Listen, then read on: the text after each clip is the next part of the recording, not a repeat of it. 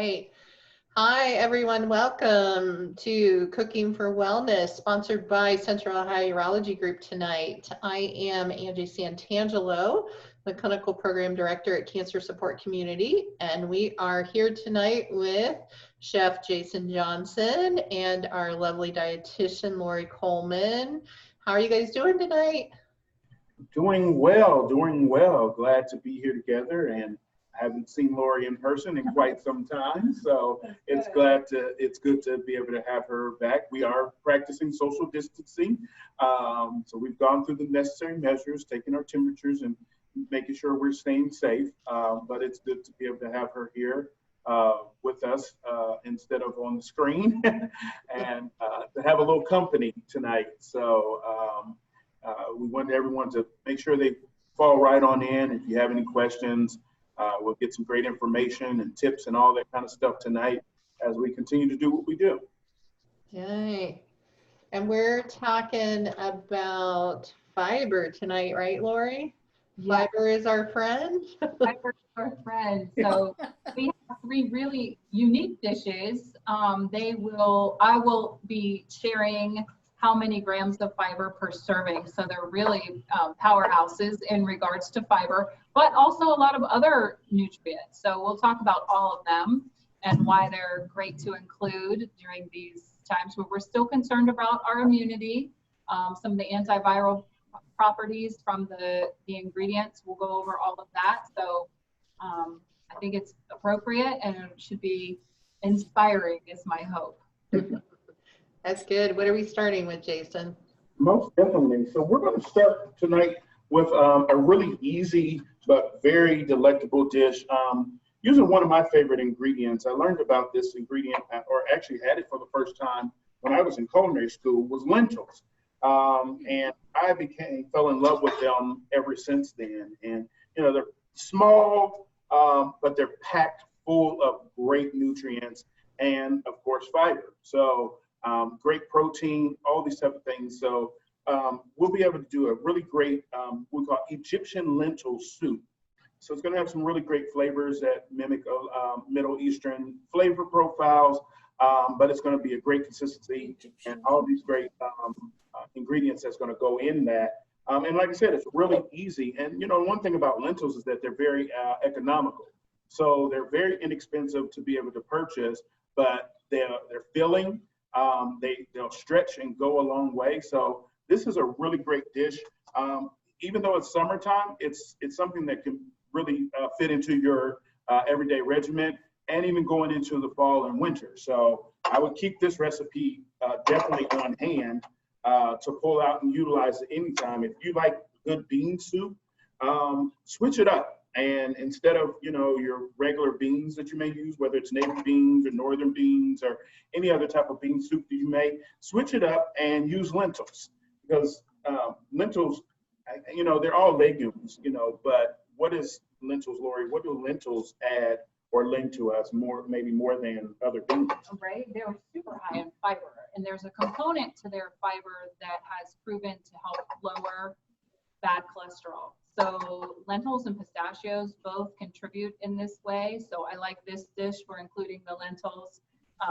By the time you're done combining the vegetables and the lentils for this soup, you get 7.3 grams of fiber per serving for only 245 calories. So that is a huge contribution to your daily requirement. And I really think that the lovely harvestable state of every component of this dish can make you feel like you've done the right thing for sure. And like Jason said, super economical, like not a lot of expense. They're high in protein, so this dish is complete in itself. Right. So I mean, you know, the protein factor in this from the lentils, I mean, like I was saying, it's filling. You don't really need anything else to go with this. I mean, if you're eating this in, you know, Middle Eastern, you know, maybe a piece of pita bread or naan or something like that. But this within itself and the level of fiber that it's going to lend to you, you'll walk away really satisfied. Right, and that's what fiber does for us. It makes us feel fuller longer. And so usually a good thing for people. Mm-hmm. So what we're doing, just to, to start, I say any good soup starts with, of course, the freshness of ingredients. And any great soup starts with a good mirepoix. Mirepoix is no more than diced celery, onions, and carrots.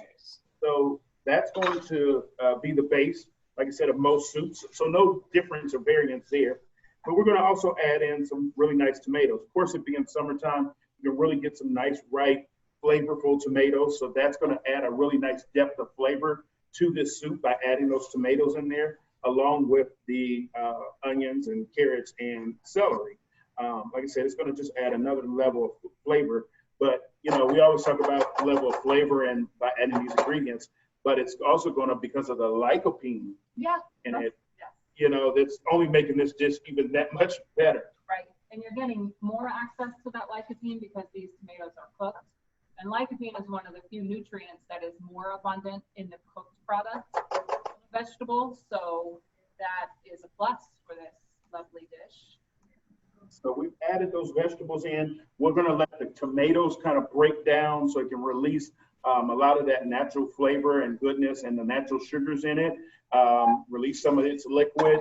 And as Lori said, of course, it's going to enhance its nutritional value by it being cooked down. So as the tomatoes break down, we've added a little salt, pepper. We're going to add some of our great, like I said, Middle Eastern type of flavor. So a little bit of cumin, add some garlic, of course, and want to really make this fragrant. I've probably never had lentils without cumin. It just really bumps the flavor of them great, and then the aroma that it brings. And I always add my spices and stuff like when I'm cooking the vegetables because it blooms those spices. It enhances those natural flavors of those spices and brings them out as you cook those spices. So now we'll add a little bit of garlic, a little minced garlic. Of course, you can't go wrong with garlic. No. Smells good, makes any dish good. And we've talked about it several times. Of course, it's going to also add nutritional value too. Yep. And the lambs, so the onion and the garlic are both working really well to support the food function.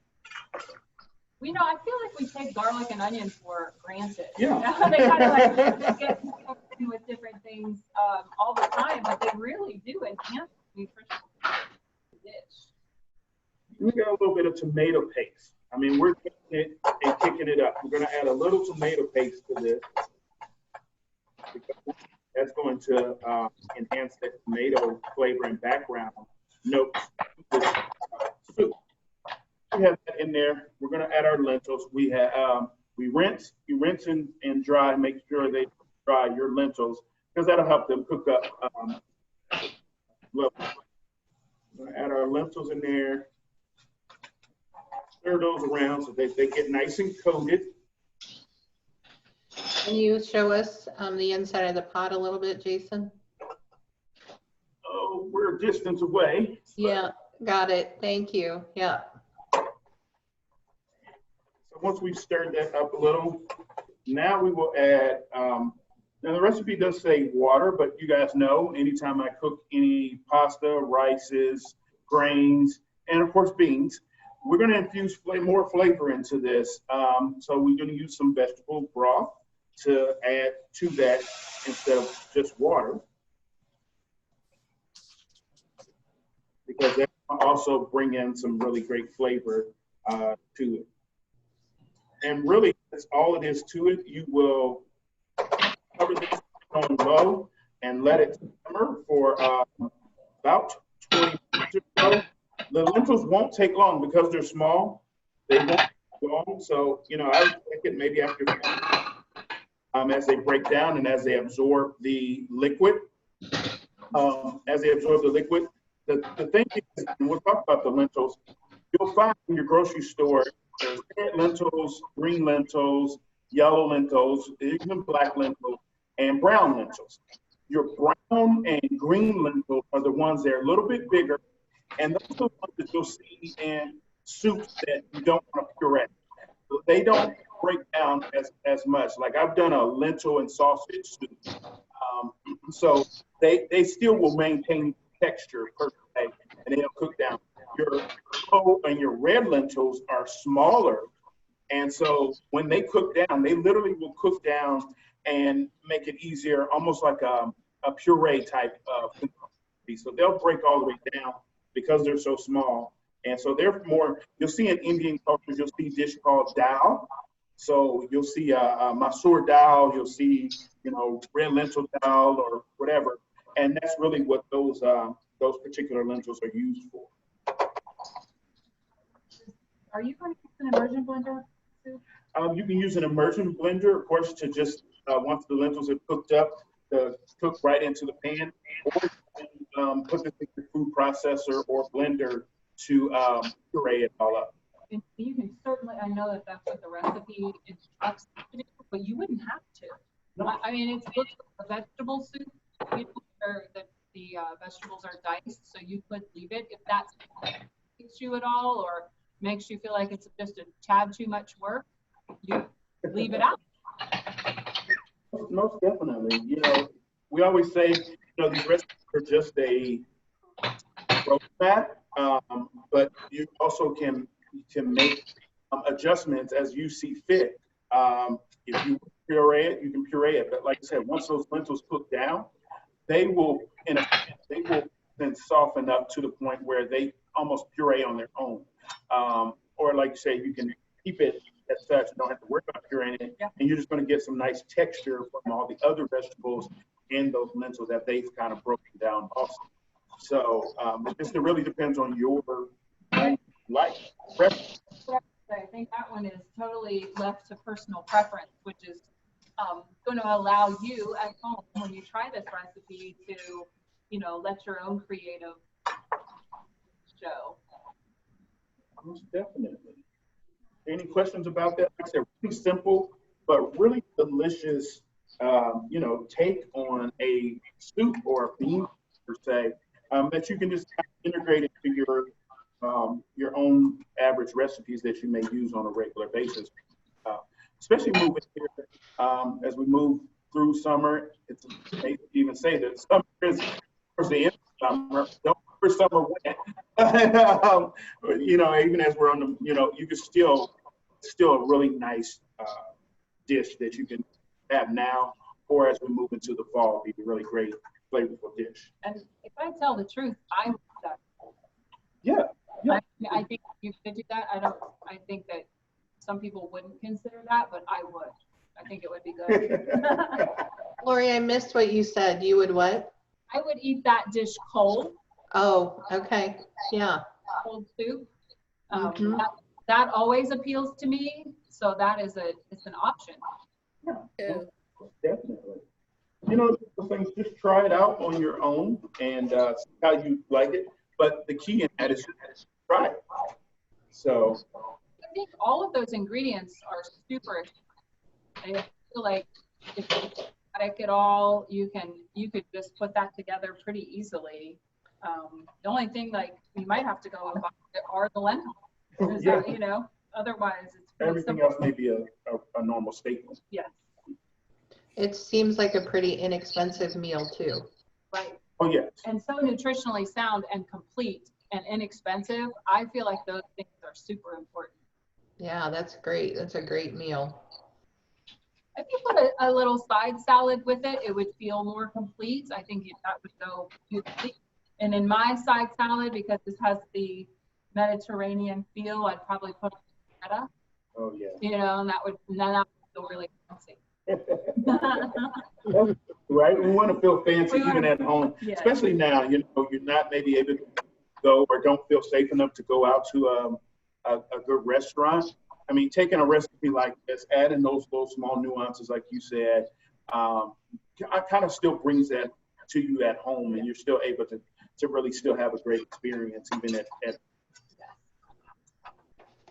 Are there any questions about that recipe before we move on to the next dish?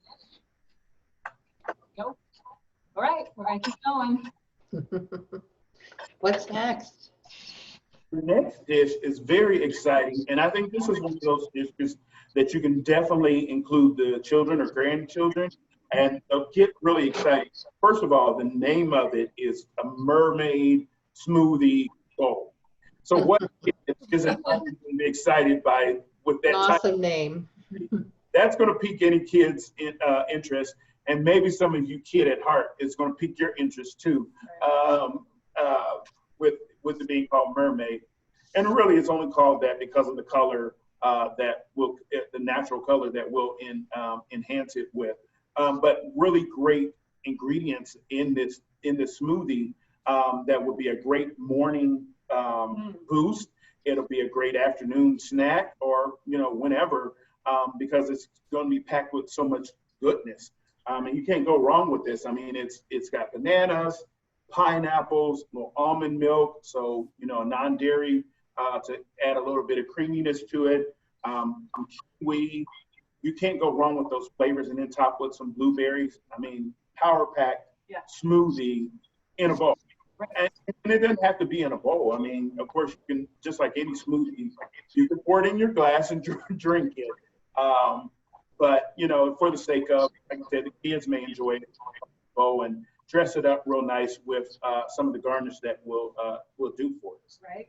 Yeah. Or I see these huge straws. You can actually buy them. Smoothie shops have them, but you can buy those really wide straws. You could do that and drink it in a cup. Yeah. Way or the bowl, whichever, and use a spoon. What I love about it is there's 8.7 grams of fiber in 1.5 cups of this smoothie. Wow. Volume, 251 calories and 8.7 grams of fiber. That is a beautiful combination. That is exciting within itself.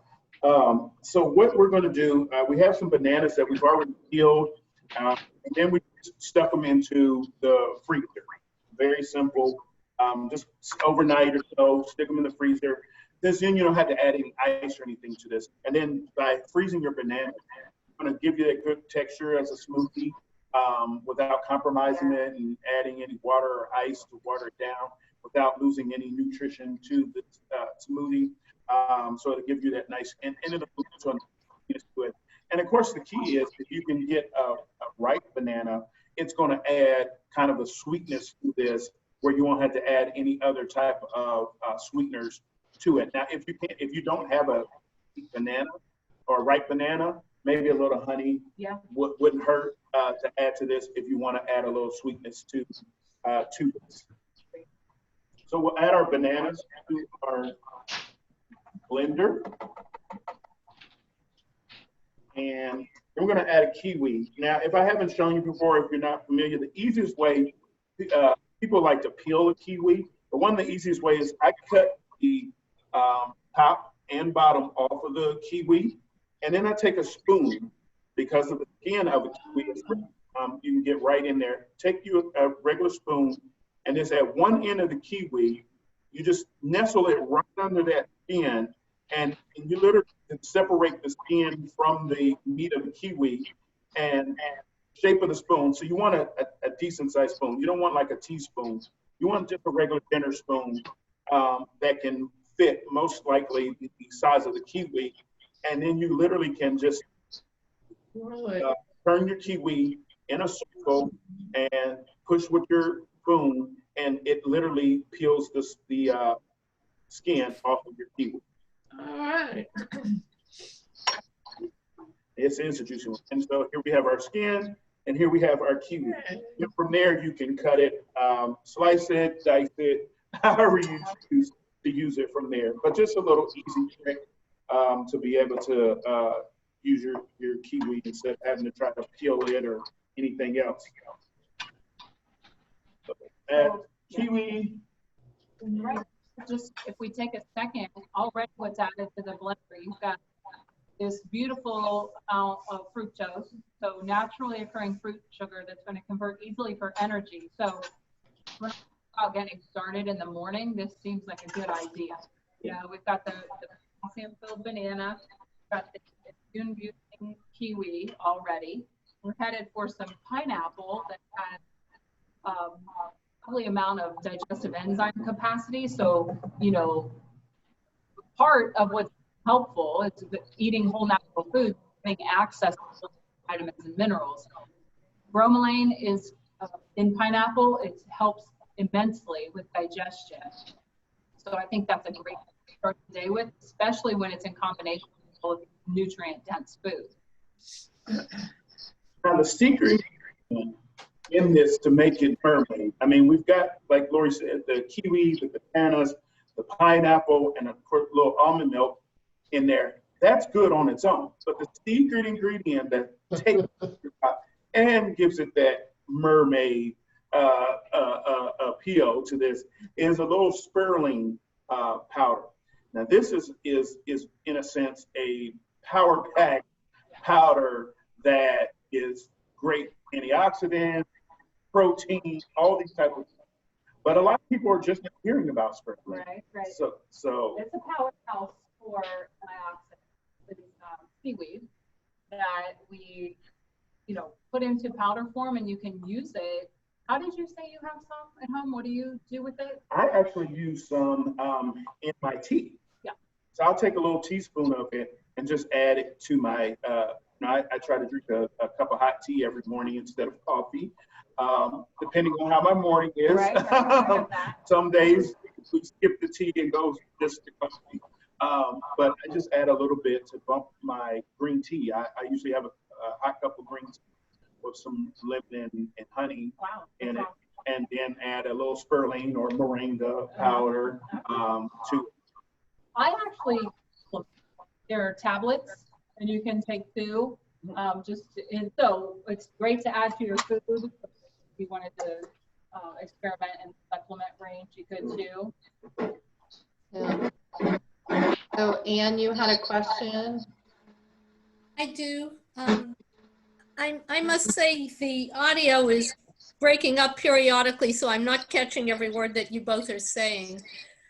Well, we will speak louder. Hopefully that will help. Thank you, Lori. You might be further from the microphone than Jason. I don't know. Okay, so I had a somewhat unfortunate experience this week.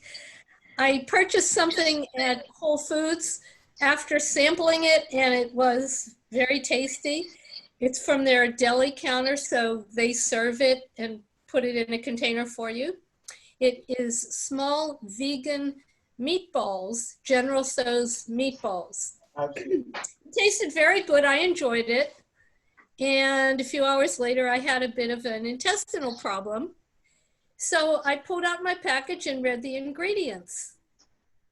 Included in the ingredients was 2 kinds of oil, sunflower oil and coconut oil, but also it contained psyllium. And I'm not familiar with psyllium being an ingredient in a food. Psyllium is in products like Metamucil. I was going to say it's a fiber supplement typically. It's considered a laxative. Yeah, it bulks the stool. It's not absorbable. Why would they put that in food, and why would it be in there without a warning? Was it marketed as a vegan product, you said? Yes. Good question. Nothing's coming to mind as to like the benefits of that. Psyllium's upping the fiber, vegan. So what was the basis of the meatball? What vegetable? You know? I am not sure. I no longer have the label. Okay. So like whatever the first ingredient would have been like the most abundant ingredient. Right. So if that was a low fiber vegetable, which I don't know what they would be using, maybe that's why, just to make the nutrition facts label look better, to increase fiber. I don't know. Well, it's possible that they used it as a thickener or a stabilizer because the meatball has to hold together. Right. But it seems to me that you should be warned before you consume it. Yeah, I would say so. I would say that's probably, well, you'll never buy a product without looking at the ingredient label again. I guess not. And I have 4 more of them in the refrigerator, but I don't plan to eat them. Oh, wow. Okay, maybe, you know, if you don't want to waste them, maybe you could do half a serving, see how it treats you. Okay, do you want them? Oh, I learned my lesson, despite the fact that it tasted great. yeah, never mind. Thank you, pass. Yeah. And I only ate a total of 3 of them, and they're not all that big. Oh, So there must be a lot in there. yeah, you just don't tolerate it. Okay, maybe. This bowl looks really cute. So, really simple. Like I said, we added all those ingredients. We added our spirulina to it, and we got this really cool, we'll call it mermaid color. And then we just took some, you know, the recipe says you can cut out, you know, if you have kids or grandkids that you're preparing this for, it would be cute if you have some little miniature cookie cutters or so that you can cut some shapes or so out of your apple slices to add to this, or you can just do some really thin apple slices and then top it with your blueberries. You guys can't see from there. Yeah, Let's see. nice. That's beautiful. Oh, yeah. So you can see the color. Yeah, it's really pretty. Yeah. And so that's our mermaid bowl. With blueberries, you know, Lori, it wouldn't hurt even if you sprinkle a little chia seed, Absolutely. maybe on top of it also. Or you could even blend if you want to up the protein and fat for longer satiety. You could add pumpkin seeds and blend them. They blend really well. So do hemp seeds. So you could go either way. So you mentioned hemp seeds either, and I know a lot of people when it comes to smoothies and so, you know, people have been adding chia or flax or hemp seeds. The difference, you know, adding these different, you know, seeds like such that, you know, between chia or flax or hemp seed. So, yeah, I get what you're asking. One of the major selling points for hemp is that they're a great omega-3 source. So we know that's a powerful anti-inflammatory component. Pepitas, so pumpkin seeds, one of their major attributes is that they're a really good source of zinc. And we know zinc is involved in supporting immune function. So that's something I've been focusing on as far as recommendations go. And then chia is just a really good fiber source. So protein and fiber together. So I think you get benefits from any of those. I think rotating through them and having the diversity, if you like each one equally, you can do that and expose yourself to all of those different combinations, and that's a good thing to practice. Right. Because I've just always had, like I said, I see on them recipes, I hear about them, and you know, there's of course all kinds of information out there when it comes to them, and I guess just so that it takes away from any misinformation about them, and just, you know, people get confused easily, especially when all these new products and things that are supposed to be healthy for us, but then you don't know really how to use them or when to use them and things. So like I said, you know, I know about chia seeds and flax seeds, but, you know, I've been really hearing about hemp seed, and, you know, a lot of people I'm sure have been hearing about them, but just didn't know. Yeah. You know, we all know what we associate hemp with. Oh. But, they are nutritionally sound.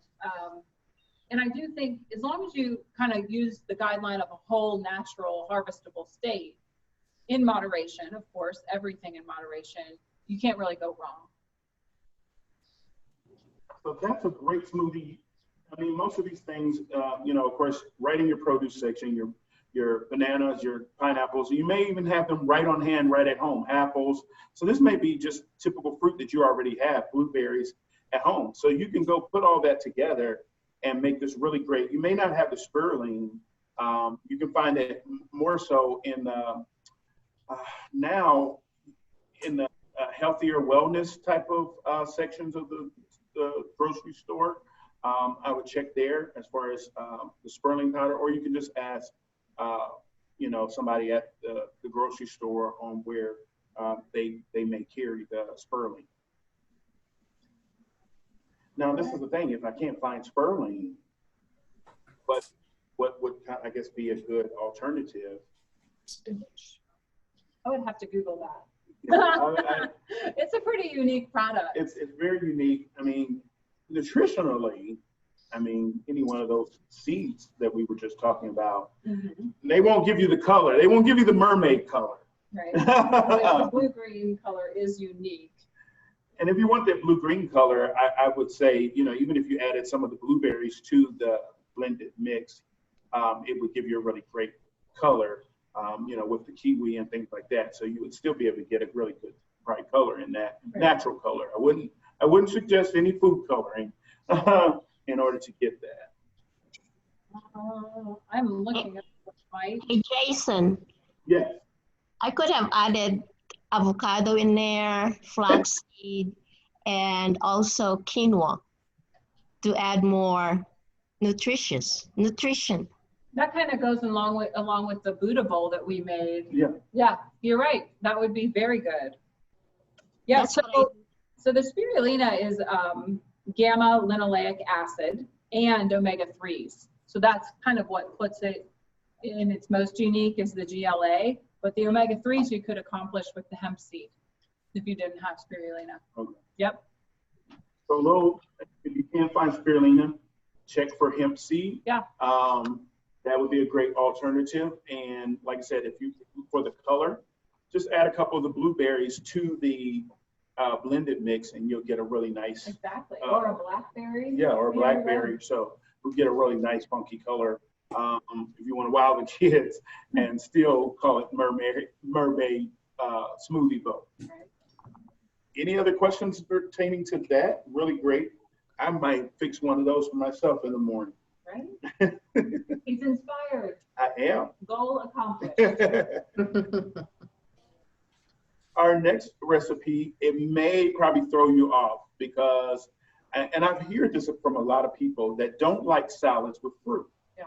I've come across many of my clients or people I've known, and it's like, I don't like fruit in my salad.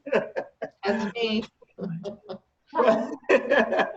But I think it's just a great addition to it, and it breaks up the monotony of just your everyday average salad. And then, fresh fruits, like this time, having a berry salad, with some feta or some goat cheese crumbles. And, you get these different textures, you get these different flavors, you get a little bit of sweet, a little bit of creamy, a little bit of salty, all those type of things. This one kind of does that because you have this kale salad with grapes and then cheese. So, when you have a cheese platter, I always think of it like this. You have a cheese platter, you always have, little strawberries or a cluster of grapes to go with that, or charcuterie board. So we're just doing it in a salad form in this sense. So still nice and bright, really great flavors, of course, nutritionally, and it'll be good. I don't mind it. I know some people do not. You're right. They just like the sweet in there. You see it a lot though. Even if it's not a fresh fruit, it's a dried cranberry, Right. A raisin. Just a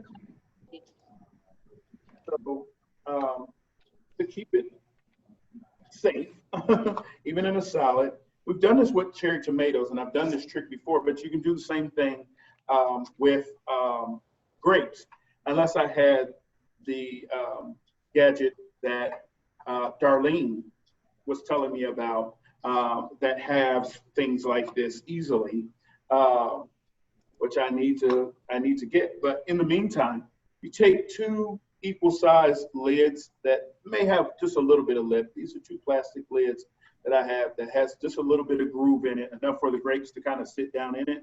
And then I put another one right over top of it. And then I have my knife, and I'm able to just go straight across. And because my knife is really nice and good and sharp, it's able to just go straight across. That's amazing. That's awesome. Cut those grapes right in half. And now, if you were at my house, they would be a mangled mess because my knives are not that sharp. So you do really have to have a sharp knife. as long as your knife is long enough to go, straight through, you shouldn't have to do a whole lot of sawing action. Or if you have like a serrated knife, like a bread knife. A bread knife would be good because it has those serrated edges, so it'll be able to easily pass through and cut those in half. So I'm having knife envy right now because that knife just went right through those grapes with no problem. Well, don't feel too bad. I actually just happened. So I got a new knife bag today, and so I felt like as I was transferring my knives to this new knife bag with some new knife sleeves, that I felt like they couldn't go into the new knife bag unless they had been freshly sharpened and they were ready to go into this new knife bag. So his knives got a little love before they got a little love today, coincidentally. So that might not have happened otherwise, but I try to keep them sharp on a regular basis. It really can make all the difference in prep. Whether you have the right product and the sharpness of your knife is very important. We cut our grapes in half, and then the kale. So this is a massaged kale salad, and yes, kale needs love too. And just like you feel better when you get a massage, when we massage this kale, not only is it makes it a little bit more the ability to not be tough.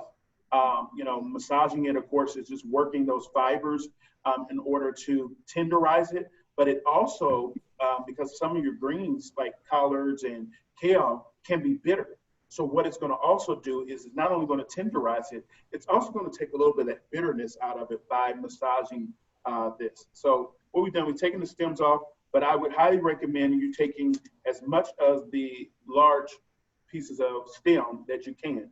And I'm just tearing that off. I mean, I'm not going to get my knife involved. But sometimes, especially in leafy greens and even like certain herbs, it's better to just tear them instead of cut them because it keeps a lot of the natural oils flowing through it. It doesn't damage it as much. So we're just tearing those off. And now we've rinsed these really good, especially any like dark leafy greens. You want to make sure that you've rinsed them really good. Like even when I do collard greens for any application, I actually rinse them in salted water just to get any, contaminants, bugs, anything like that out, to rinse those out. I've heard that cutting greens with a knife will brown the edges will brown sooner. Is that true? Yes. In your opinion? So that's why we're tearing them, just to get that out. And then what you do, you literally massage it. So you take your kale, in the middle of your hands, and you literally just kind of rub it through your fingers. Rub it, not aggressively, but just enough to just kind of rub it, and you're massaging it. Work it around in your hands. It's gently, but that's tenderizing this kale.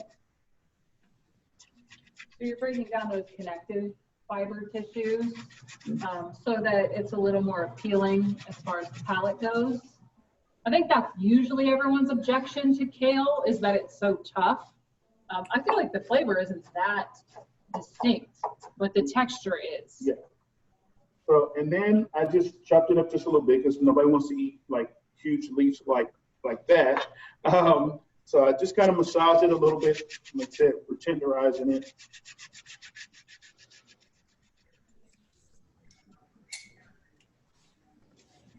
Then after you do that, your nice large leaves, just do a rough chop. Doesn't have to be pretty, doesn't have to be perfect. It's a salad, you want it to be, and then you just chop it up as much as you can. And then we just go to a salad from there. And I feel like even after it's dressed, if you have a set of wooden spoons, and if you have time just to kind of do a longer toss, you feel like that does the same tenderizing? Yeah, same tenderizing effect. So we're going to take and make, we've made vinaigrette 100 times in this class. So easily we have some lemon juice, fresh lemon juice. I do love the way that's just slicing through everything. So. It's nice. You're working on the lemons there. I did want to talk about kale a little bit. I am trying to sell kale. It is actually one of the most nutrient dense foods on the earth. So when you talk about vitamin A, vitamin C, vitamin K, those properties that kale brings are cancer fighting. It's really important to give it credit. I mean, it is very nutrient dense. And so if you can find a way to make friends with kale and include it, you are going to reap the benefits.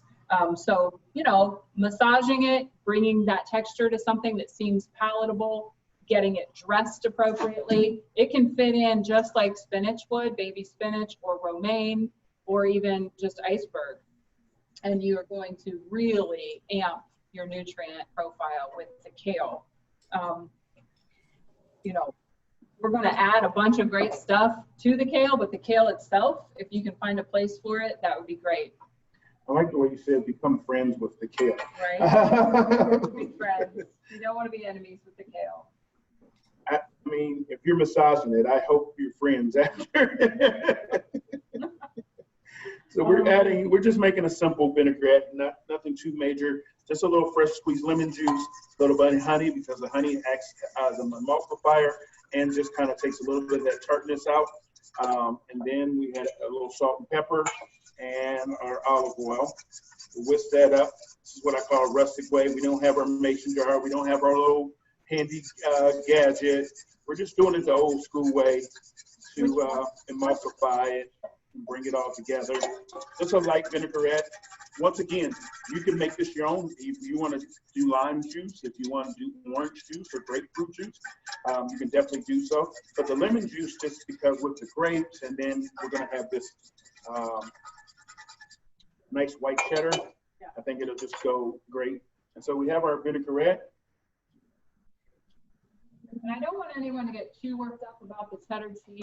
I know that it has a significant amount of the fat coming from the cheese is saturated, but it is still a protein source.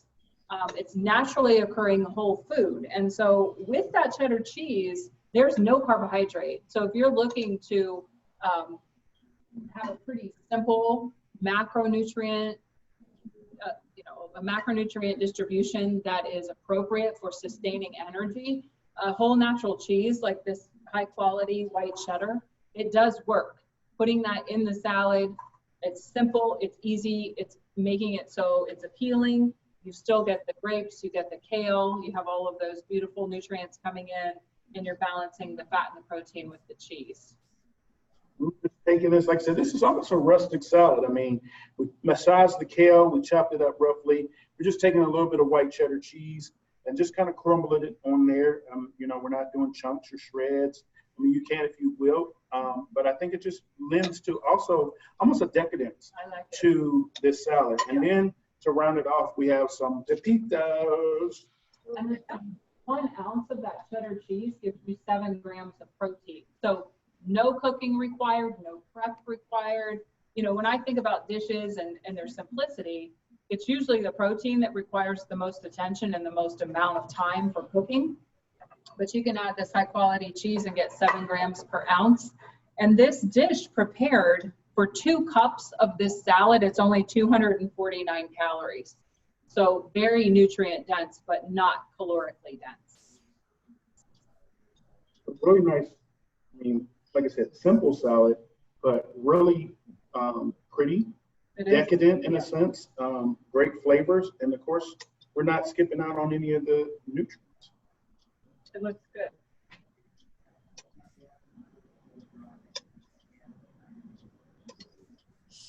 I think if you showed up at an event with this salad, you would get lots of seals of approval, and you would look for, people would be looking for the recipe.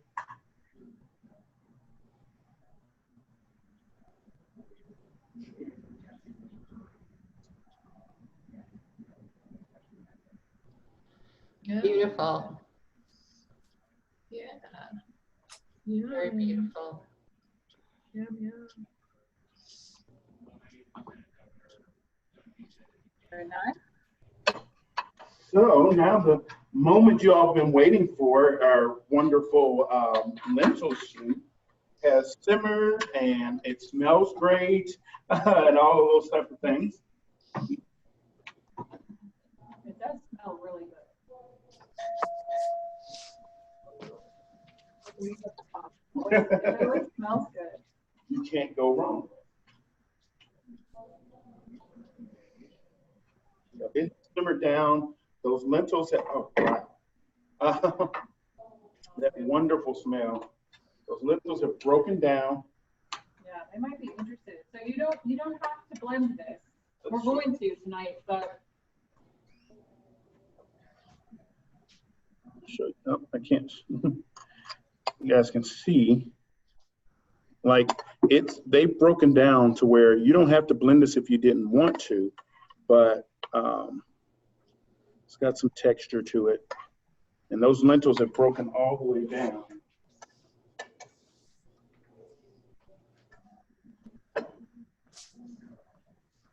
are there any questions about any of the dishes tonight?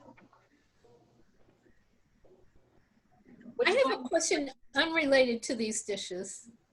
Okay, go ahead.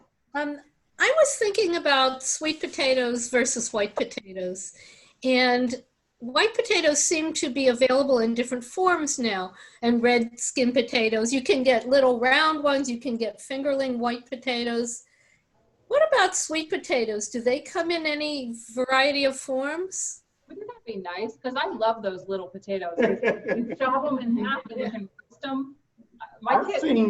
I've seen fingerling sweet potatoes. You have? Yeah. Oh, you have? San Diego, they have fingerling sweet potatoes, and so you can literally they regular fingerlings, but you can take them and cut them in half and roast them or whatever. There you go. Well, that sounds great. Yeah. I know. I'm into those purple potatoes, those little tiny purples. Yeah. I'm into the purple and green cauliflower. I had some purple cauliflower that I just did for a client the other week. It's so beautiful. Yeah, it's a really pretty color. color. Really, really beautiful and really nice. And it's just a little something different. Orange cauliflower, purple cauliflower, Yes. purple potatoes. I've done a gratin or a gratin with sweet potatoes, regular orange sweet potatoes, purple sweet potatoes, and then like a regular Idaho potato. Nice. And then layer it according to those colors.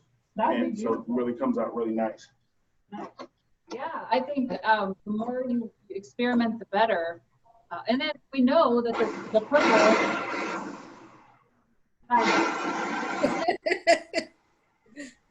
the purple has that anthocyanin, so that powerful antioxidants that's with the blue and purple and dark red products, the food that, yeah, so those are anti-aging. Uh-huh. Okay, once again, can't go wrong with those. So I think it's cool to experiment with all types of potatoes. And we appreciate, Lori, that I've asked this several times, but the fact that you kind of demystified the fact of all these. A lot of times we hear about the negatives of potatoes and carbs and so forth and so on. But I think, like anything, in moderation and the way that you utilize it helps to be able to appreciate all the different types of potatoes and that instead not kind of be scared of them. Right. I think we got told, because of a French fry, like you're not supposed to. You can absolutely have potatoes, and in moderation, they're beautiful. They're a resistant starch, so they do give you energy over a longer period of time. And like I said, they pass the test: whole, natural, harvestable state. Is there a difference in required cooking time between sweet potatoes and the other kinds? Yes. Well, your sweet potatoes are going to be a little bit more firmer than your regular potatoes. So you're like a regular Idaho potato. So let's say you were boiling them to, let's just say mashing. Like even if you were mashing a regular potato, there's a certain amount of time. Sweet potato, of course, is going to take a little bit longer because they are firmer than that. So they take a little bit longer to break down, to soften. Okay. Thank you.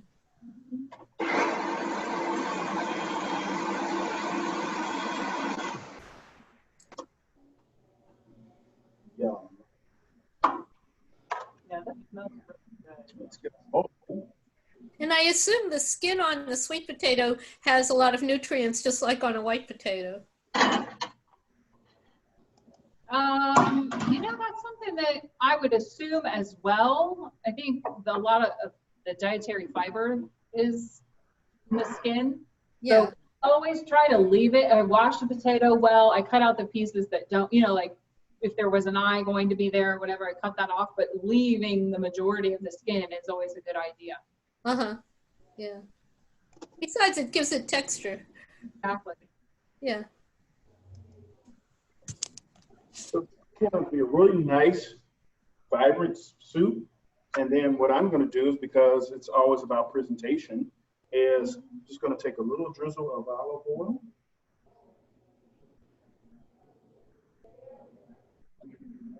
Some red pepper flakes.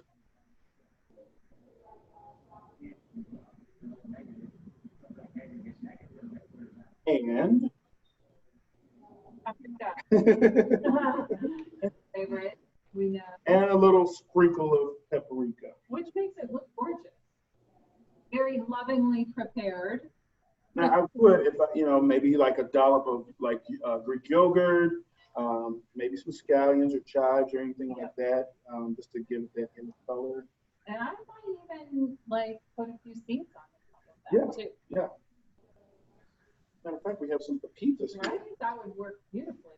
Because then you've got the green against the orange, which I think is appealing. Now your price just went from $6 to $17. Yes, it really did, because we come to pepitas. You've got the pepitas, the roasted red pepper flakes. It looks really good. So really simple, really good, but very flavorful and easy to do. So I would definitely make sure you try it out. Ooh. Yeah, it looks really good. That looks like a good fall dish with those colors. Yeah. Okay, so you can integrate that into your soup recipes for the fall.